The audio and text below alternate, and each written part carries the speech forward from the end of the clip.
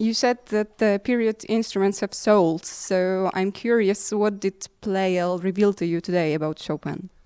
Well, I was telling myself before I played that almost every sound that you make on this instrument, it's as though you dreamed that sound, you know? And I think this music, I mean, it was an era of dreams and but this exploration of the dream world that poetry creates, and that's what the music does. I think in the mazurkas, for example, they beautifully show himself lost in reminiscences, of course, of Poland, and this instrument just has a way of making the sounds feel unreal again. And for me, that's what was a great joy to tap into on stage. What were the challenges of the second stage for you? Yeah, this was very challenging, I have to say. I mean, the sonata is, it feels huge, yeah. Both sonatas, well, I don't think anyone plays number one here, but yeah. And this funeral march sonata, of course,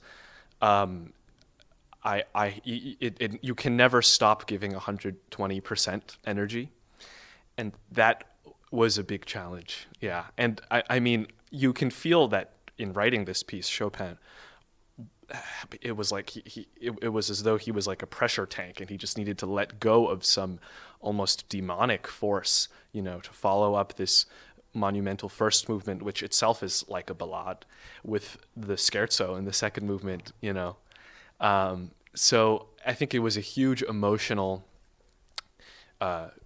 lift, as it always is. And then to quickly change with these miniature pieces, with the mazurkas and the waltz, where it's so much about these quicksilver changes from one phrase to the next, one color to the next. So being able to work on the monumental scale with the sonata and then on the miniature scale with the mazurkas and waltzes, I mean, I think that was the big challenge for this round, yeah. I'm curious because you are also involved in modern music performance. So, what is the link between performing on period instruments and performing the newest music? Yeah, well, I've been saying, I think the goal of playing Chopin on his instruments is to make us feel this music again as being new and as living in our time. And he was such a daring composer in the way he imagined sound, and he was able. I think it might have been Debussy who said that Chopin was great because he could imagine everything through his piano, and so I do involve myself with contemporary music, and because I love this feeling of exploration, of hearing something that we haven't heard before, and I do feel that everything that I hear in contemporary music today bears an influence. It comes to influence how I hear Chopin, because I can hear how Chopin, using the piano, was able to imagine colors and a way of using the overtones of sound, of acoustics. He kind of figured it all out in his own way.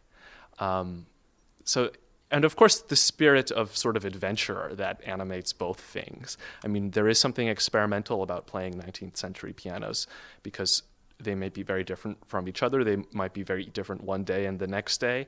And it's letting go of this feeling that there is something that has to be done perfectly in one way. And it's more this feeling of, let's partner with the moment, partner with the instrument, and let's create the music afresh.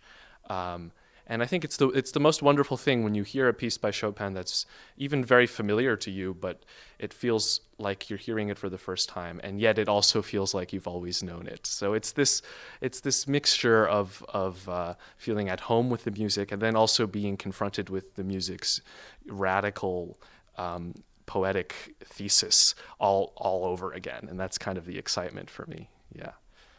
Do you have some special interpretations prepared for the next round? Oh, with the concerto? Well, we'll have to wait and see.